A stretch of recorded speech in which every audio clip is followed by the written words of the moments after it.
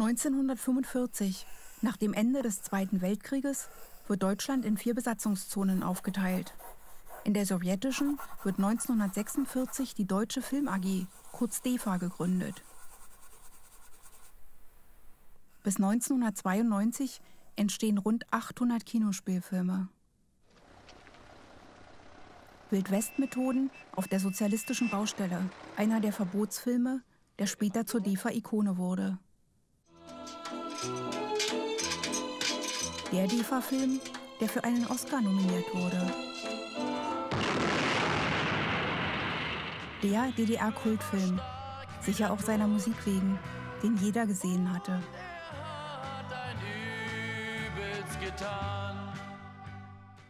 Der Märchenfilm, der jedes Jahr zur Weihnachtszeit im Fernsehen läuft. Verschiedene Szenen aus DEFA-Filmen geistern ohne Quellenangabe durchs Internet.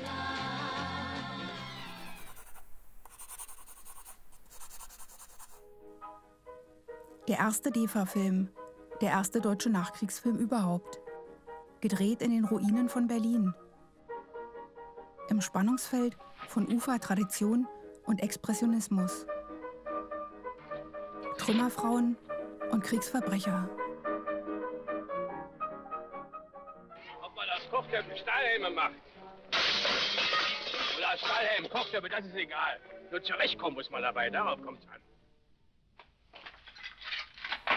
Den Weg finden zwischen Schuld und Scham.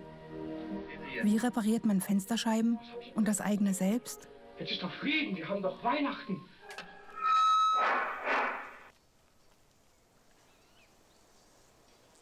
Achtung, Achtung! Antifaschistische Filme sind ein Leitmotiv der DEFA-Geschichte. Bis in die 80er Jahre setzen sich die Regisseure unterschiedlicher Generationen mit dem Thema auseinander. Das entspricht dem Selbstverständnis der DDR, mit dem Nationalsozialismus abzurechnen und ein neues, besseres Deutschland aufzubauen. 1949 entsteht aus den Westzonen heraus die Bundesrepublik Deutschland. Im Osten gründet sich die Deutsche Demokratische Republik. Berlin wird ebenfalls geteilt, in Ost- und Westberlin. Viele DEFA-Mitarbeiter wohnen in Westberlin. Die Studios liegen in Potsdam-Babelsberg, unmittelbar an der Grenze. In den 50er Jahren sind Filme gefordert, die einen Beitrag zum Aufbau des Sozialismus leisten. Propaganda und Unterhaltung.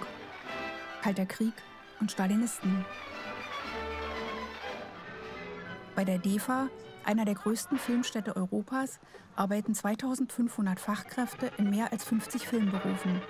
Es gibt festangestellte Regisseure, alle Gewerke und seit 1954 eine Filmhochschule. Es entstehen Filmkunstwerke in der Ästhetik des Neorealismus. Die Autoren und Regisseure sind nah am Alltag dran, drehen auf der Straße. Halbstarke als Filmhelden.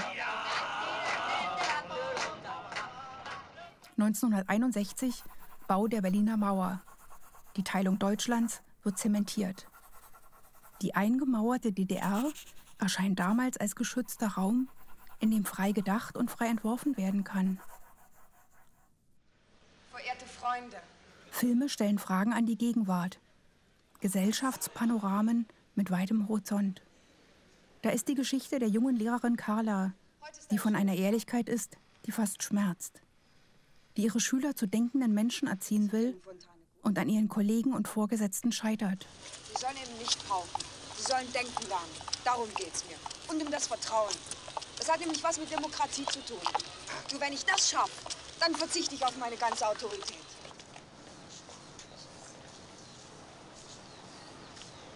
Der Film wird verboten, wie fast die komplette Jahresproduktion 1965. Eine radikale Kursänderung in der Politik der DDR. Öffentliche Gesellschaftskritik ist nicht mehr zugelassen. Kahlschlag. Wie viele Ideen, Drehbücher und Filme waren noch in Arbeit, die damit ebenfalls abgebrochen wurden? Wie viele wurden niemals geschrieben? Wie konnte man damit leben? Weiterarbeiten? Sich treu bleiben? Ich habe gesprochen. Hau. Auf den Produktionsplan kommen Indianerfilme. Von 1965 bis 1985 produziert die DEFA ein gutes Dutzend davon. Ethnologisch präzise inszeniert. Die Indianer sind die Helden. Sie werden idealisiert als vom Kapitalismus unterdrückte Völker. Fernwehfilme. In Jugoslawien, Rumänien und Usbekistan gedreht. Flucht in Aktion und Abenteuer. Und ein Indianerhäuptling von Weltniveau. Einen Großteil der DEFA-Jahresproduktion bilden Filme für Kinder und Jugendliche. Die Kinder schauen in die ferne Zukunft, gefüttert mit Ideologie und Utopie. Weißt du was? Werde doch lieber Köchin oder Taucher oder Klon im Zirkus. Klon im Zirkus, ich knall dir gleich eine. Ich werde Pilot, dann Kosmonaut, da kannst du mir gar nichts sagen. Noch heute kann man lernen, wie man sich am besten auf einen Weltraumflug vorbereitet. Mit Schwerelosigkeitstraining und Spezialnahrung. Kosmonauten ernähren sich aus Tuben. Das ist praktisch und geht schnell. Und mit was fangen wir an? Mit Senf, Mayonnaise oder Anchovispaste? Zunge raus.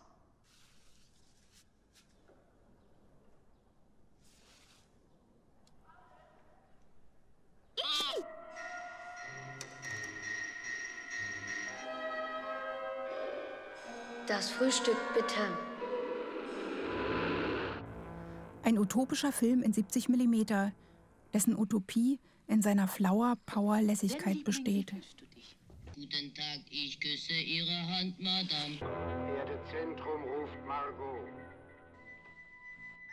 Die letzten, Frau Professor. Entspannte philosophische Dialoge, eine Liebesgeschichte und Lichtjahre weiter Abenteuerlust. Mit weit offenen Augen träumen. Die DEFA, das klassische Studiosystem, volle Versorgung und volle Kontrolle. Überdurchschnittliche Gehälter, Westreisen, Privilegien. Ein dichtes Netz von Filtern, Abnahmen, Verordnungen. Der Wille, Kunst zu schaffen. Doch wie rettet man einen Film gegen politischen Kleingeist? Filme für Jugendliche geben den Raum für Gegenwartsstoffe. Wir haben doch genügend Veranstaltungen im Lagerplan. Da ist das Sportfest. Da ist die Erntehilfe in der LBG und der Besuch im Reifenwerk. Ich denke, wir sollen uns hier erholen. Erholen heißt nicht dauernd faulenzen. Sag mal, warst du wirklich noch nie verliebt?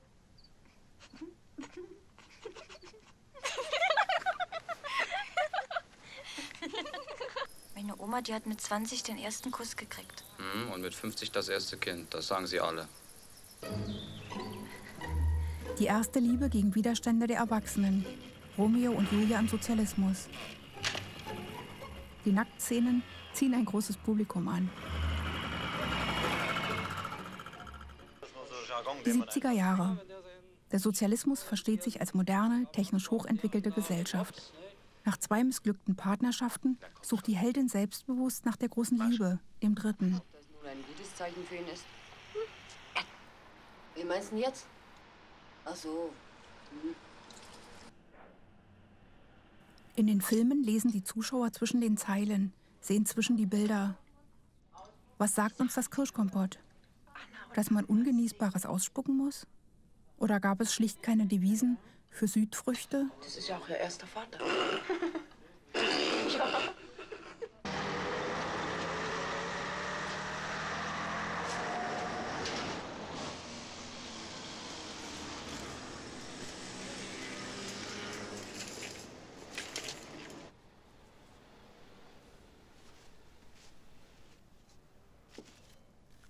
Die Filme sind Zeitkapseln, eingebrannte Tapetenmuster und deutsche Traditionen. Kartoffeln warm halten.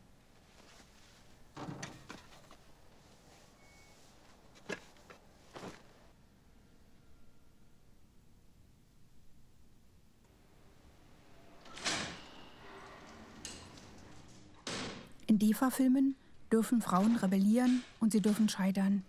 Sie haben Kinder oft allein zu erziehen und sind das politisch schwache Geschlecht. Sie finden Nischen, sprengen Konventionen, bringen Farbe in den Film.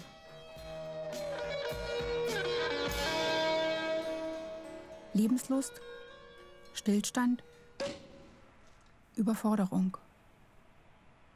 Flucht in Alkohol und Gewalt.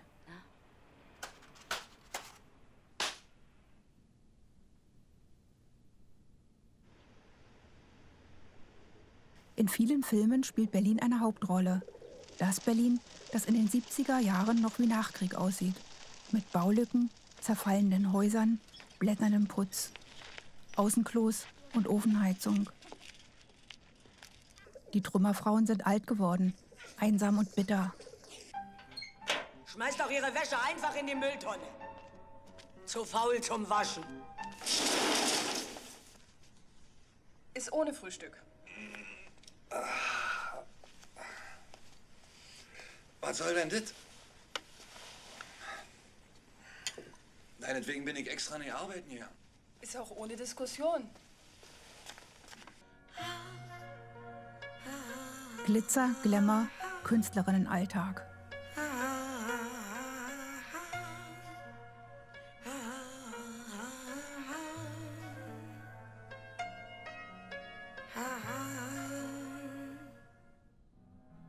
Ende der 80er Jahre entsteht der erste schwule Emanzipationsfilm. Trotz Widerstand des Studiodirektors. Der stellt seinen Posten zur Disposition und geht. Der Film zeigt Orte und Lebensentwürfe, die es in der DDR offiziell nicht gibt. Die Premiere ist am 9. November 1989. An dem Abend fällt die Berliner Mauer. Mensch! Ich liebe dich! Scheiße, Mann. Wie geht's dir denn? Ja? Das ist Matthias. Hallo? Hallo? Und das ist Tanja, meine Frau. Ja, das ist Tanja, meine Frau. Einer der letzten DEFA-Filme, gedreht aus der noch Innensicht der DDR, parallel zu den politischen Veränderungen, Ausgang offen. Ein Jugendkollektiv will eine lebenswerte, sozialistische Stadt bauen. Na, können das nicht die Kollegen der Bauakademie erleben? Die zerfahrene, lähmende, zementierte Stimmung der letzten Monate vor dem Mauerfall.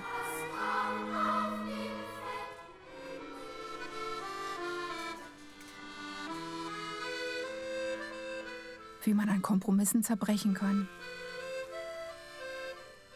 Gänsehaut und Brechreiz. Das war eindeutig.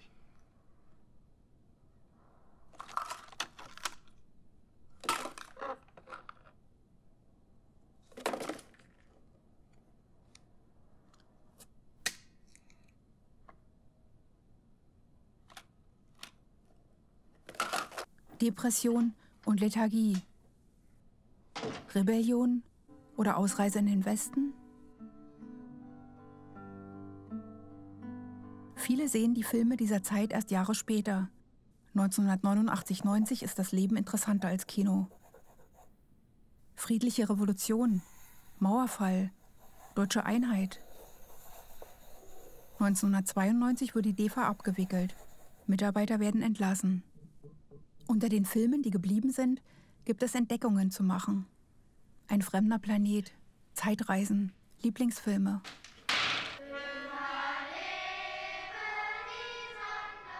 Wie dieser Kinderfilm, ein poetisches Roadmovie durch den Berliner Alltag.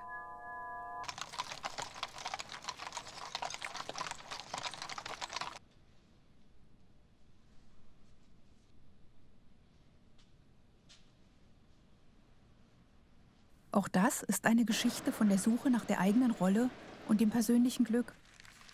Und von dem, was dabei alles schiefgehen kann.